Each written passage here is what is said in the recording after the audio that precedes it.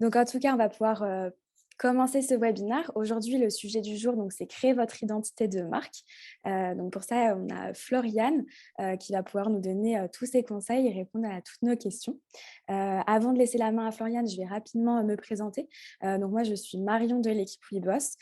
Pour ceux qui ne connaissent pas WeBoss, c'est un réseau pour les indépendants qui permet de communiquer, de pouvoir trouver des clients, mais également de rejoindre une communauté d'indépendants de tout secteur d'activité.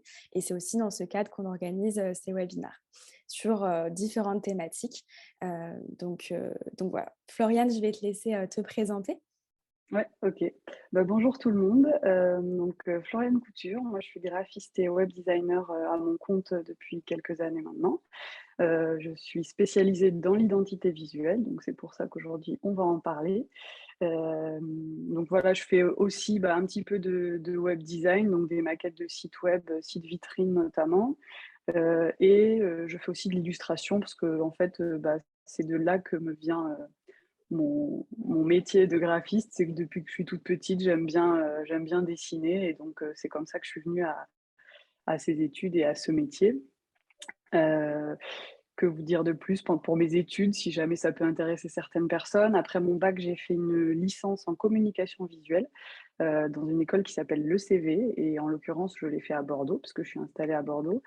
Et après, j'ai refait une petite formation chef de projet digital, chez Digital Campus, toujours à Bordeaux, parce que je voulais justement élargir un peu mes compétences et avoir un volet un petit peu plus digital, web, qui aujourd'hui est quand même, assez, important, si ce n'est, obligatoire Mm. pour exister, enfin pour que notre marque existe, quoi. Ok. Et Voilà. est-ce qu'aujourd'hui, tu es principalement basée sur Bordeaux ou est-ce que tu pratiques le télétravail où tu peux avoir des clients de toute la France? Alors franchement, j'ai des clients, un peu partout. J'en ai même eu, récemment, aux Pays-Bas, donc enfin voilà, il y a pas de frontières. C'est Oui, l'avantage avec mon métier, c'est que, je peux travailler depuis la maison et sans forcément connaître, mes clients. oui. Il suffit juste que, voilà, je sois sur l'ordi, qu'on échange par mail ou téléphone et après, ça me fait aussi plaisir de des fois, aller chez les clients, donc ça va être Bordeaux, Gironde, enfin voilà, aux alentours, quoi. Où là, effectivement, comme, je suis quand même souvent, à la maison, ça fait plaisir de sortir et Oui. et d'aller rencontrer des vrais gens. Super. Voilà. Bon, en tout cas, aujourd'hui, le thème, c'est l'identité visuelle, l'identité de marque. Est-ce que déjà, tu peux nous dire qu'est-ce que c'est l'identité visuelle? Ouais. Alors en gros, l'identité visuelle, ça vient d'il y a quelques temps, si on fait un petit saut dans le passé. En gros, vers la révolution industrielle, il y a eu, des logos qui ont commencé à trouver leur place dans les entreprises. En fait, les entreprises, elles ont commencé à se pencher sur le sujet justement de, j'ai envie d'avoir une vraie culture de marque, je veux me différencier de mon concurrent et donc ça passe par, ma marque, et un visuel rattaché à cette marque. Hem et donc en gros, l'identité visuelle, si on donne la définition, c'est l'ensemble des éléments graphiques qui permettent d'identifier une même entité à travers, différents supports de communication. Donc ça va être soit des supports print, donc carte de visite, brochures et cetera, mais aussi des supports maintenant digitaux, donc ça va passer par les réseaux sociaux, le site web et cetera. Hem, du coup, enfin voilà, moi j'ai quelques petites recommandations à vous faire sur cette 1re partie identité visuelle. En gros, ça doit être en adéquation déjà avec l'activité, et les valeurs de, l'entreprise, bien sûr, parce que ça va être un moyen de montrer en gros, votre expertise, dire, moi dans ce domaine, voilà, enfin enfin voilà, c'est moi qui suis expert de ce domaine. Ensuite, c'est un moyen différenciant. Donc ça, comme je disais tout à l'heure, avec les marques qui l'ont fait, enfin, à l'époque de la révolution industrielle, aujourd'hui, c'est important de se démarquer de la concurrence et du coup, avoir une identité visuelle propre, ça fait partie de cet élément différenciant. Ensuite, ça va permettre, d'asseoir, votre crédibilité. En fait, si on doit faire le choix entre quelqu'un qui a un logo, pas très sérieux ou pas très bien fait ou pas de logo du tout.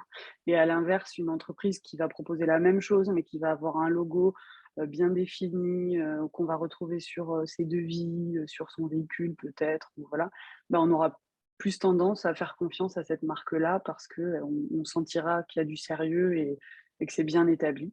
Mmh. Et dernier point, ça va permettre aussi d'améliorer, la visibilité, en fait. Parce que justement, quelqu'un qui va avoir son logo placardé partout, ça va permettre aux gens de l'imprimer, en fait, de se dire: «Ah oui, ça j'ai déjà vu, je sais que c'est cette marque» et du coup, ben, les gens, ils font le lien, en fait, selon les différents supports, qu'on va avoir, carte de visite, réseau, site, et cetera. Oui, ça permet de bien ancrer aussi, en mémoire, de savoir que, cette marque, c'est relié à ce logo, donc de mémoriser plus facilement aussi, Ouais, tout pour à fait. un prospect. Très bien. Bah, on reviendra après sur tous les éléments, qui composent du coup l'identité visuelle. Ouais, Hem Et toi, quel est ton process de création? Comment, tu trouves de l'inspiration? Parce que ça, je pense que ça peut être compliqué de savoir, ouais. on sait peut-être plus ou moins ce qu'on veut, mais ça peut être dur de savoir exactement ce que l'on veut et comment trouver de l'inspiration et d'établir tout ça, quoi. Ouais. Alors en gros, bah, moi mon process il se découpe en plusieurs étapes. Bah, justement la première étape qui est pas la plus simple, c'est l'inspiration et la partie recherche. Hem, pour moi, c'est vraiment primordial, hein, enfin, il faut passer par cette étape, se creuser la tête et faire beaucoup de recherches et même un tout petit peu en amont de ces recherches, c'est important. Je vais faire un peu de marketing, mais bon, juste pour dire que c'est important de faire une analyse de votre entreprise, en fait. Forcément, on se connaît, enfin, on connaît, son entreprise, c'est évident, mais c'est bien d'avoir, de faire le point sur les valeurs qu'on veut véhiculer, le message qu'on veut faire passer. En fait, moi, souvent, j'envoie un brief, aux clients avec qui je vais travailler, en leur posant des questions comme ça, sur, justement qui ils sont, c'est quoi la philosophie de l'entreprise et tout ça pour moi c'est important de le faire passer après en plus dans l'identité visuelle, donc dans le logo et cetera. Et donc c'est bien de se poser ces questions de, bah, voilà, quel est l'ADN de notre entreprise? Heu, quelles sont nos valeurs? Même, quelle est notre cible? Parce que ça c'est, quand même assez utile de savoir à qui on s'adresse. Mmh. Et ça passe par les personas. Je ne sais pas si ça parle à certains d'entre vous, mais en gros, les personas, c'est, une représentation de notre client idéal, quoi, plus ou moins. Et et tous ces éléments-là, en tout cas, bah, moi, j'aime bien les recueillir, enfin, voilà, si les clients, ils les ont, j'aime bien les recueillir avant de commencer à travailler sur un projet parce que ça me permet de cadrer un petit peu et de bien répondre à la demande, en fait. Mmh. Donc Et co ça, c'est la pardon, vas-y. Non, bien, vas-y, vas-y. Non, j'allais dire et ça, c'est la première re étape, enfin, en fait, avant même, moi, de commencer mes recherches, souvent, j'ai besoin de cette étape, de connaissance de l'entreprise, en fait. Oui et Voilà. tu disais aussi que le logo, c'était un moyen, enfin l'identité visuelle même en général, c'était un bon moyen de se différencier également de la concurrence.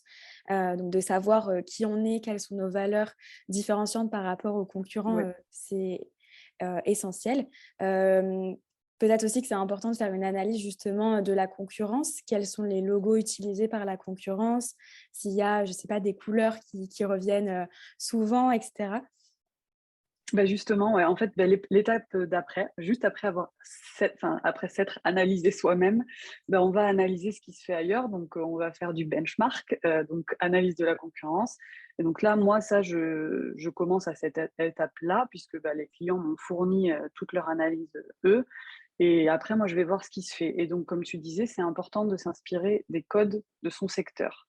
Alors, bien sûr, le plagiat, Mmh. c'est pas ce qu'il faut faire, mais par contre, on peut s'inspirer de certains codes, parce que, bah, si on parle d'écologie, par exemple, on sait qu'il y a certaines couleurs qui vont forcément nous faire penser à l'écologie et si on part sur, des couleurs qui n'ont rien à voir, pour, le client ou l'utilisateur, c'est des fois un petit peu compliqué, quand il y a un décalage entre ce qu'il attend, en fait et ce qu'il a, réellement. Oui. Donc oui, c'est important de s'inspirer de ces codes et de se créer plein de références visuelles. Donc moi là, bah, franchement, c'est pas très compliqué. je vais sur les sites des différents concurrents. Je passe beaucoup de temps sur Pinterest, pour, voir ce qui se fait et cetera. Ne serait-ce que pour, se nourrir en fait déjà de design, enfin en tout cas pour ma partie, me nourrir de tout ce qui se fait en termes de design. Après moi j'ai beaucoup de livres, sur le domaine forcément donc je feuillette beaucoup, les livres avant de des livres sur, les identités visuelles ou le graphisme en général et je vais, regarder ce qui peut coller en fait, enfin quel style pourrait coller au mieux à tel projet. Mais voilà, il faut vraiment pas hésiter à se faire, un recueil avec tout plein d'inspiration, heu et ce qui va mener, en fait, à ce que moi je trouve assez important, c'est le mood board. Mmh. Donc c'est en gros, la planche tendance et ça en tout cas moi, ça me permet de cadrer un petit peu mes idées parce que, admettons, je vais passer 2 heures sur Pinterest, il y a plein de choses qui vont sortir, mais c'est bien après de savoir, faire le choix et cadrer un petit peu, son son idée, quoi et et ça va donner une certaine ambiance, en fait. On va se plonger dans quelque chose, dans un univers propre, Ouais. à la marque qu'on veut créer et d'ailleurs, sur le mood board, j'ai pas, enfin, c'est pas forcément, je sais pas, moi, je vais travailler pour un restaurant, c'est pas forcément des tables, et des intérieurs de restaurant que je vais mettre. Ça peut avoir rien enfin, ça peut ne rien avoir à bon, ma phrase, elle est un peu bizarre là, mais vous avez Oui. compris. En gros, ça n'a pas forcément à voir avec, le secteur. Ça peut être, des choses complètement différentes, mais qui vont nous inspirer, une photo, de paysage ou, enfin, voilà, il y a pas forcément de règles. Il faut plus voir ça, de manière large comme, une ambiance avec, les couleurs, des typos même, voilà, Mmh. on va en parler un petit peu plus tard, mais une typographie qui nous a plu, on peut la mettre dans notre mood board et en gros recueillir tout ça et se faire un petit, mélange de ce qu'on a retenu de meilleur, en fait. Est-ce qu'il y a des éléments, à avoir justement dans un mood board? Tu parlais des couleurs, de la typo, ensuite des photos plus, inspirationnelles. Oui. Est-ce qu'il y a d'autres éléments comme ça un petit peu, Moi, clés? alors chacun après fait, comme il l'entend, mais moi c'est à peu près ce que je mets en général. Je mets beaucoup de visuels, de photos qui vont m'inspirer, donc qui ont à voir ou pas avec le sujet, du projet. Hem, Souvent une typo ou 2 parce que voilà, j'aime bien avoir, quand même, une direction quoi de ce que je veux donner. Et puis les couleurs, et puis après non, enfin pour ma part si alors après ça dépend, moi, mais parce que c'est, mon métier en général quand je fais le mood board, j'ajoute aussi un petit texte explicatif, mais parce que moi derrière j'ai un projet à présenter. Oui. Donc je vais dire, «J'ai choisi tel typo pour telle raison, pourquoi cette palette de couleurs». Après ça peut être bien de se l'écrire aussi à soi-même pour avoir une petite ligne directrice, mais c'est pas une obligation, c'est enfin voilà, dans mon cas, oui, parce que j'ai envie de justifier mes choix auprès de mes clients. Mais, quand c'est pour soi-même, l'idée c'est juste d'avoir une petite planche sympa, qu'on va pouvoir même coller, quelque part, enfin ou Oui. afficher pour toujours se rappeler un peu de notre univers, de ce vers quoi on veut aller, quoi. Et est-ce qu'en parlant de couleurs, il y a un nombre, maximum à ne pas utiliser? C'est vrai que ça peut être tentant de partir sur plein de couleurs. Est-ce que toi, tu as des recommandations de Ouais. nombre de couleurs peut-être idéales, Oui, alors en général, moi je dis maximum 3 couleurs, pour un projet. Alors après, on peut avoir des nuances, on peut avoir Oui, des teintes en fait. C'est-à-dire que, admettons, on part sur, du vert, rien ne nous empêche d'avoir plusieurs, teintes de vert et ça va pas être, affreux même si on en a 4 au lieu de 3 quoi. Mais par contre, si c'est des couleurs bien tranchées, en général 2 3 max, oui, heu, pas plus quoi. Parce qu'après sinon ça, on tombe vite dans quelque chose de alors sauf quand c'est vraiment voulu, parce qu'aujourd'hui il y a des projets, très, flashy, qui peuvent être sympas avec, plein de couleurs, mais quand même, moi je dirais que sur un logo puis pour qu'il dure un petit peu dans le temps, il vaut mieux éviter de faire quelque chose de trop arc-en-ciel qui peut vite, mal vieillir, en fait. Ouais, OK, Voilà. très bien. Et donc ça va nous amener à la notion de charte graphique. Ouais. Comment justement définir, la charte graphique et tous les éléments que ça compose? Ouais, alors, bah, du coup, donc les différents, composants, on va commencer par, bah, on va dire la plus grosse partie, c'est le logo. Oui. Donc du coup, le logo, bah, un logo, c'est composé de quoi? C'est composé de couleurs, de typographie et d'une forme, en fait. Donc on a, bon, d'abord sur, bah, les couleurs, comme on en parle, je rebondis un petit peu, il faut faire attention à la symbolique des couleurs qu'on choisit. On en parlait un petit peu, je prenais l'exemple de l'écologie, par exemple. Bah, forcément, nous, on va y associer le vert parce que c'est la couleur nature, écologie, et cetera. Il faut quand même en fait, inconsciemment, les couleurs, elles véhiculent des choses, chez la majorité des gens. Et il y a des idées préconçues et il faut en tenir compte quand même, Mmh. pour pas tomber, dans quelque chose qui serait à côté de ce qu'on voudrait. Hem et après, bah, par exemple, est-ce que je ne sais pas si certains d'entre vous connaissent la couleur préférée des Français et des Européens? Je ne sais pas si s'il y en a certains qui savent ce que ça peut être comme couleur? Ah non, moi je sais pas. Est-ce que Non? dans le chat, il y en a qui savent? Ou des idées, des Ouais, tentatives? ou des idées, ouais. Moi je sais pas, je dirais le bleu, ouais, à part Ouais, avec ouais, Isabelle. bah, bravo.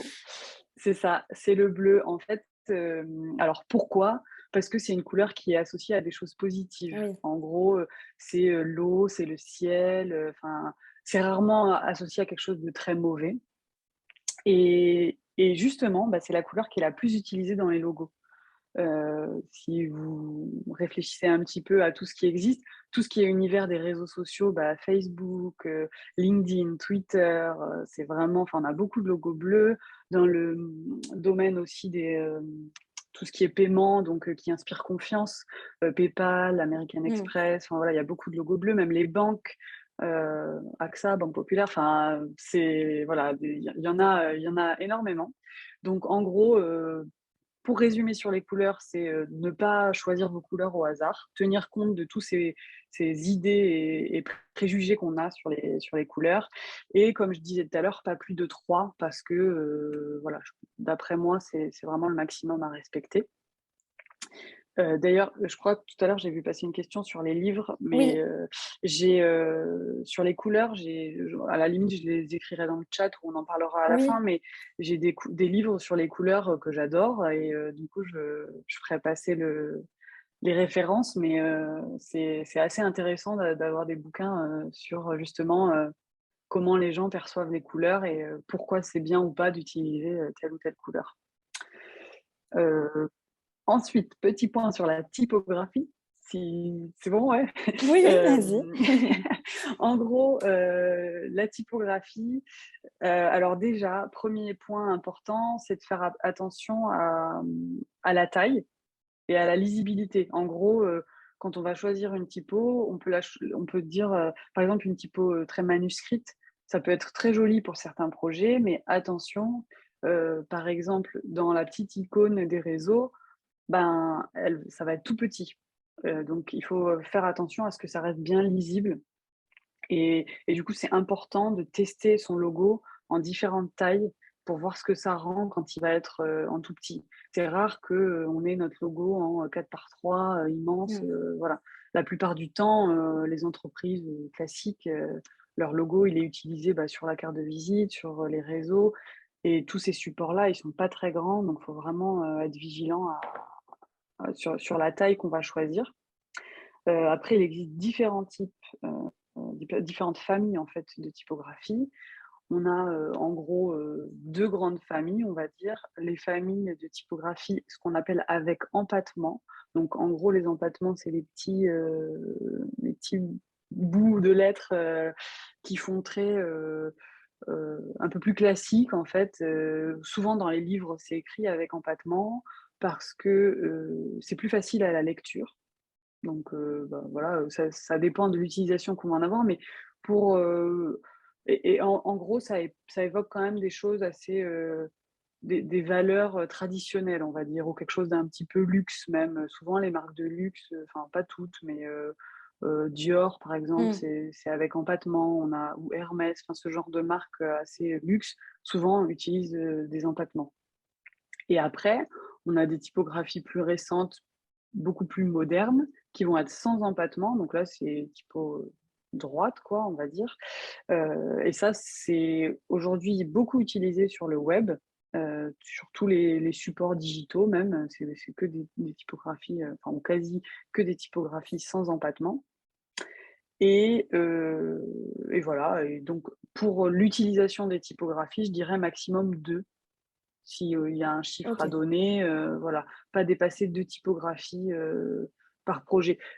Enfin, en général, des fois dans un logo, alors soit on n'en utilise qu'une, mais des fois on veut avoir, un logo, puis une petite baseline, enfin Mmh. une petite phrase d'accroche en dessous. Bah, c'est bien d'avoir, 2 typographies pour différencier un petit peu, puis apporter un peu de dynamisme. Mais après, c'est rien d'obligatoire, mais D'accord. voilà. Je Selon moi, c'est pas mal d'avoir 1 ou 2 typos. Après plus, c'est trop Non, ouais, aussi. OK. Voilà. Hem Qu'est-ce Et que je a peux dire de plus sur les logos? Bah, je pense qu'on a à peu près fait le tour. Puis après, il y a la forme mmh. forcément. Bah, ça, ça va dépendre de ce qu'on veut, bah, du projet quoi, hein, de l'entreprise. Il y a des formes un petit peu plus abstraites, qui sont assez en vogue en ce moment, où on n'est pas sur, des choses très pointues ou ce genre de choses, mais plutôt sur, des formes assez fluides, assez arrondies. Et à l'inverse, on a des formes, bah, qui sont beaucoup plus géométriques, triangles, carrés, et une fois de plus, bah, les formes, elles veulent, «dire des choses» entre guillemets. Donc il faut faire, attention selon son secteur d'activité à ce qu'on va vouloir, mettre en avant. Par exemple, une forme assez ronde, ça va forcément évoquer la douceur ou la féminité, enfin voilà, quelque chose de tout en rondeur. Alors que quelque chose qui va être, carré, on va plus penser à, quelque chose de, je sais pas moi, de sérieux ou, enfin voilà, ça va évoquer d'autres choses. Heu, Même si au fond, moi je pense qu'il y a pas de «forme idéale» entre guillemets et que de toute façon on peut faire dire ce qu'on veut à une forme ou à un logo, mais juste essayer d'en tenir compte par rapport à la tonalité qu'on veut donner au projet, quoi. OK. Heu, Voilà. Pareil, il peut y avoir plusieurs déclinaisons du coup d'un logo. Tu Oui, parlais tout à l'heure, des tailles et cetera, donc parfois on est obligé de faire des logos, plus petits, par exemple qu'avec la forme et pas le nom ou qu'avec le nom. Est-ce oui. qu'il y a des règles aussi sur ça? Est-ce qu'il y a un nombre de déclinaisons, à ne pas dépasser ou? Bah, je pense qu'il faut rester, cohérent. En fait, pour moi, c'est la chose primordiale dans l'identité en général, hein. Il faut rester, cohérent. Bah, par exemple, Google, enfin, là, j'ai Google qui me vient en tête, c'est un assez bon exemple. Ils ont, leur logo, ben, Google avec, Mmh, qu'on connaît tous, mais ils ont aussi leur petit logo, en fait, où le G, il y a plus que le G et le G reprend les différentes couleurs des lettres de Google. Donc, bah, ça, par exemple, c'est plutôt très malin de leur part et ça reste très cohérent par rapport à leur identité. Donc, un nombre, c'est difficile, mais moi, souvent, je sais que je fais, entre 2 et 3 déclinaisons. J'ai un logo de base. Parfois, si ce logo, il est, peut-être un peu trop sur la hauteur, bah, je vais retravailler un logo qui sera plus sur la longueur parce que, notamment dans les supports digitaux, le web et cetera, parfois, il est préconisé d'avoir, enfin, selon ce que les gens veulent comme site, d'avoir quelque chose un petit peu plus en longueur. Donc je vais créer un 2e logo un peu plus en longueur, puis même pour différents supports, je sais pas, un panneau ou quelque chose comme ça qui va être oui. vraiment, à l'horizontale, bah, ça peut être intéressant d'avoir un logo un petit peu plus sur la longueur. Et après quelque chose qui aujourd'hui, bon, bah, voilà, les supports digitaux, ils sont partout. C'est bien d'avoir quelque chose un petit peu plus rond pour, la favicon, donc la petite Oui, icône qui est tout en haut du site, dans la barre de quand on ouvre un nouvel onglet, on a l'URL et à côté on a une petite icône et cette petite icône, elle peut être la même, après sur, bah, les différents ronds, qu'on a sur nos réseaux sociaux, quoi. ouais. Donc je dirais, enfin voilà, au moins souvent c'est au moins 2 parce qu'il faut au moins, alors sauf si, du premier coup le logo il est, il peut aller partout. Si c'est qu'1 lettre ou 2 par exemple, je sais pas, un monogramme, Heu, Typiquement, ça peut peut-être suffire d'avoir, juste, ça sur tous nos supports. Mais, souvent, là, je prends l'exemple d'un monogramme, souvent, heu, enfin moi, je sais que mon logo, c'est mes initiales, mais j'ai aussi un logo un peu plus complet où il y a écrit mon nom, mon prénom et mon activité. Donc quand même, je dirais au moins ces 2 là, et puis après, ben, un 3e si besoin, selon les utilisations qu'on va Oui, en c'est ça. avoir. Mmh. OK, très bien. Oui, donc c'est plutôt en fonction des utilisations, penser aux Oui, différentes utilisations et voir le nombre, ouais, qu'on a besoin plutôt qu'un nombre vraiment, prédéfini, quoi. ouais, c'est ça. Hem, du coup, bah, pour le logo, donc je pense que tu as répondu à notre question. Encore une fois, s'il y en a d'autres, n'hésitez pas dans les commentaires. Et pour revenir un petit peu sur la charte graphique, est-ce que ça comprend d'autres éléments et si oui, bah, lesquels? OK. Donc en gros, la charte graphique, c'est, un document qui va regrouper, bah, toutes les règles d'utilisation et tous les éléments de l'identité visuelle. Donc forcément, il va y avoir ce qu'on a évoqué, donc le logo. Souvent, il y a des règles d'utilisation pour le logo, c'est-à-dire que, bah, justement pour pas qu'il soit trop petit sur certains supports, moi je sais que je vais indiquer: «Attention, taille minimale», je sais pas Mmh. moi, 3 centimètres parce que, bah, le logo en dessous de 3 centimètres, il sera pas lisible. Une zone de protection souvent, c'est-à-dire qu'il faut penser qu'autour de son logo, c'est bien qu'il y ait un peu de blanc tournant. Bah, en gros, une zone, blanche où il se passe pas grand-chose, même rien du tout, pour laisser respirer un petit peu le logo. Hem Donc il va y avoir toutes ces explications-là. Aussi, le logo, est-ce qu'on peut l'utiliser sur une photo? Est-ce qu'on peut enfin, parce que des fois, selon la couleur de notre logo, on va le mettre sur une photo, ça va pas du tout aller, il va se perdre complètement. Donc est-ce que dans ce cas-là, on utilise un fond blanc derrière notre logo? Ou enfin voilà. Il y a toutes ces petites règles d'utilisation et après, il y a toutes les déclinaisons qu'on peut avoir, en gros. Donc non, enfin, logo, donc après couleur, typographie, enfin tout ce dont on a parlé, pardon.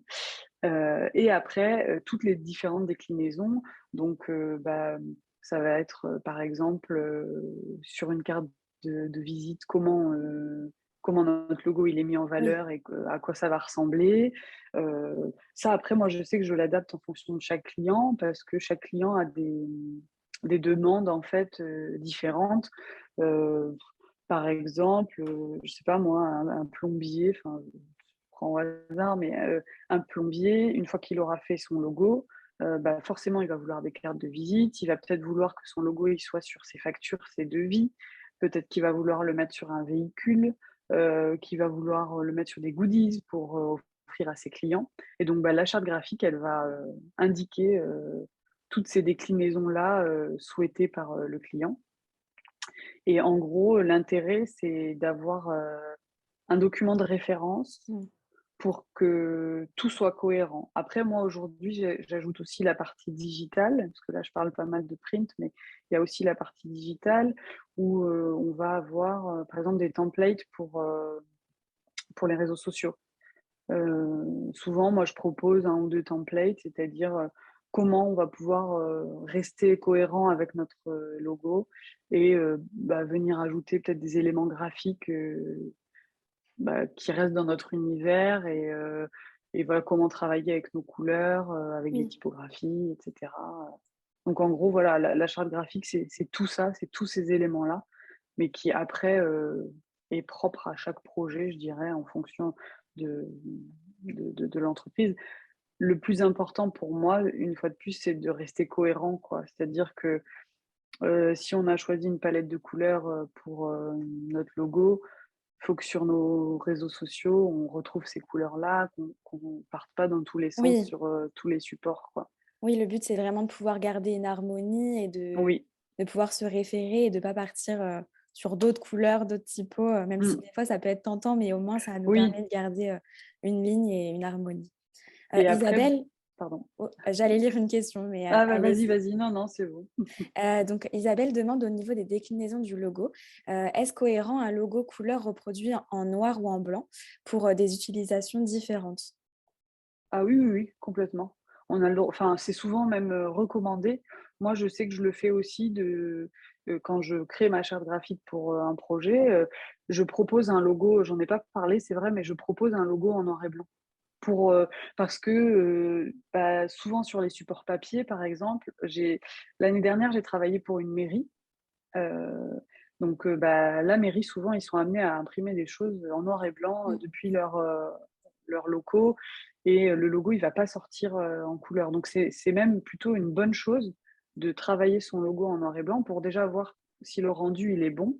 Parce que des fois, on peut avoir des mauvaises surprises, où on se dit: «Ah bah, ouais, mais en noir et blanc, ça fonctionne pas tellement». Mmh. Donc c'est bien, enfin, ou de réajuster en fait, peut-être, on parlait de teintes de couleurs tout à l'heure, si sur le logo en couleur, les teintes, elles sont pas assez, différenciées, bah, en noir et blanc, ça va faire, que du gris ou enfin Oui. voilà, alors que si on travaille vraiment un logo en noir et blanc, mais on aura un rendu, beaucoup plus sympa et peut-être beaucoup plus lisible surtout, sur les supports, papier. Donc oui, oui, très bonne idée de faire, enfin, c'est même, oui, oui, utile de faire, un logo noir et blanc. Hem, on y a déjà un petit peu répondu, mais une fois qu'on a créé l'identité visuelle, donc on a, son logo, on a choisi les différentes, couleurs, la typo et cetera. À quoi ça sert justement? Donc là, on vient un peu d'y répondre, c'était, surtout de pouvoir, harmoniser, de garder un référentiel, une harmonie et cetera. Mais comment on l'utilise concrètement et comment on peut la décliner, notamment, l'utiliser, pour sa communication, pour ses supports et cetera? Comment on décline un petit peu tout ça et comment on l'utilise, concrètement?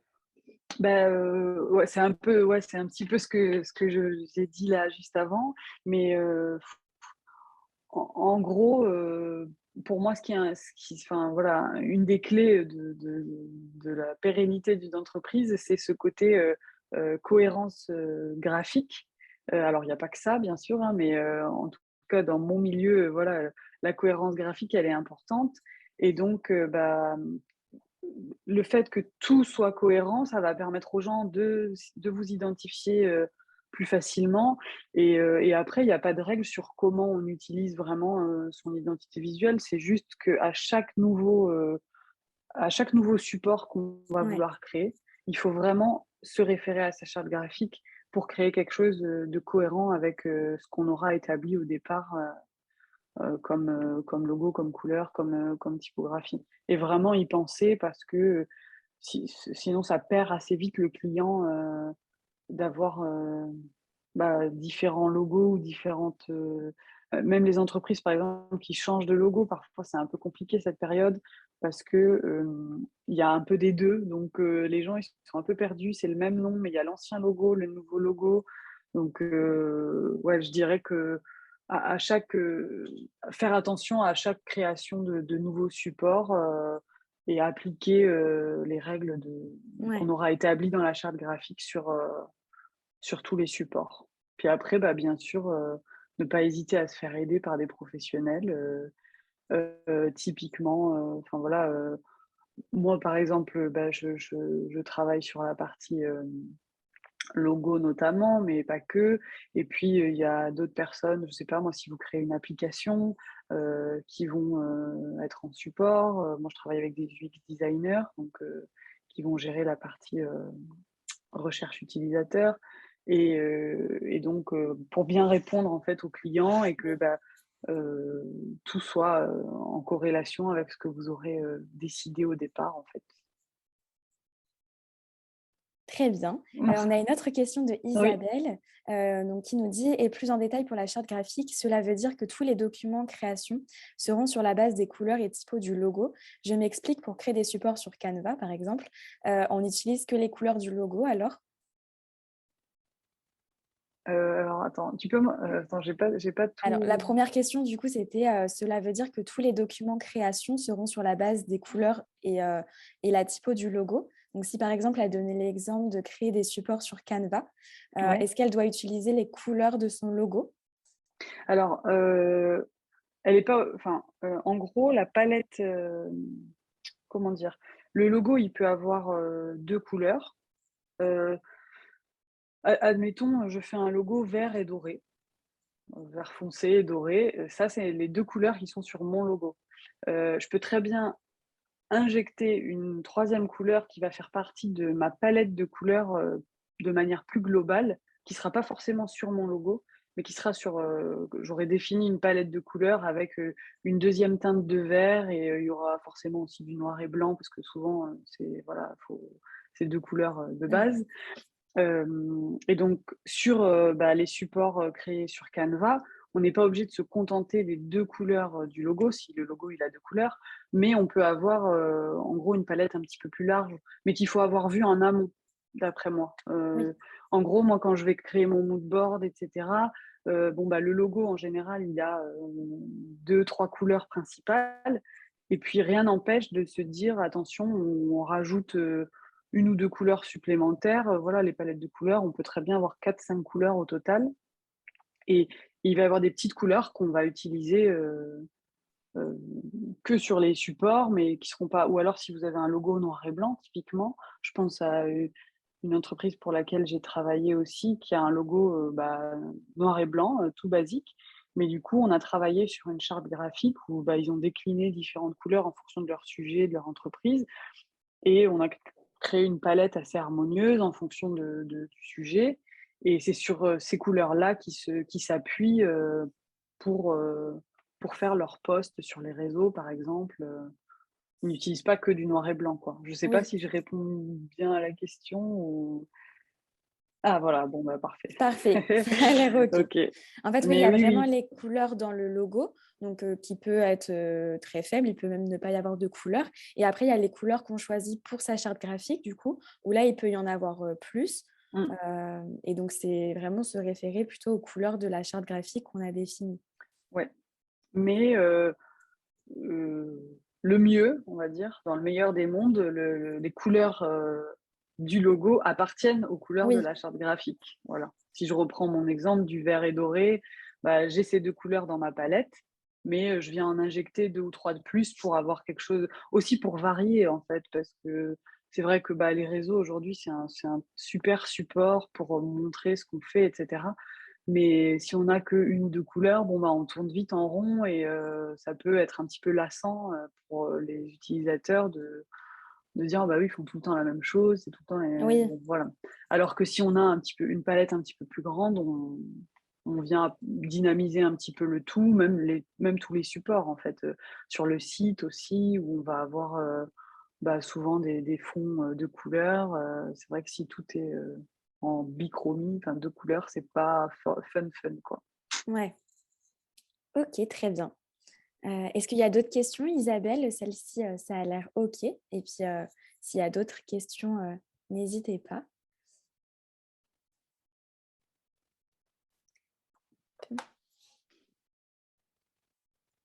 C'est Et OK pour Isabelle. dernier petit truc du coup, que j'ai oublié de dire, au passage, c'est, penser aussi à la simplicité, en fait. Heu, Quand on a une idée en tête, enfin, moi je sais que, pour commencer un logo, je passe toujours par une étape de croquis qui qui est, essentielle parce que ça m'aide à mettre mes idées au clair, je passe pas tout de suite par l'outil informatique. J'aime bien, pouvoir gribouiller 2-3 petites choses, sur une feuille avant pour déjà faire émerger les idées. Je trouve que ça libère un petit peu plus la créativité que d'être bloqué sur un enfin, surtout qu'il y a des gens qui sont pas forcément à l'aise avec Oui, l'outil informatique. Donc, tout de suite se mettre face à un mur et se bloquer, c'est dommage. Alors que, même si on sait pas très bien dessiner, c'est pas grave. Tout le monde, a déjà gribouillé un petit truc et on c'est plus simple de mettre ses idées, sur papier, d'après moi. Et une fois qu'on fait ces petits croquis, ouais, c'est bien de penser, au côté simplicité parce que les logos qui fonctionnent bien, c'est des logos qui vieillissent dans le temps et qui vieillissent bien. Et quand on fait quelque chose de trop compliqué ou de trop ancré dans une période donnée, admettons, quelque chose qui est vraiment très tendance, pile, en ce moment, mais qui peut-être dans 6 mois, sera complètement dépassé, c'est dommage. Et souvent les logos, enfin, je vais reprendre Google, mais oui, parce que c'est des exemples qui me viennent en tête, mais Google, par exemple, si, il y a des petites choses, qui sont faites, si vous cherchez sur internet, mais en gros l'évolution du logo,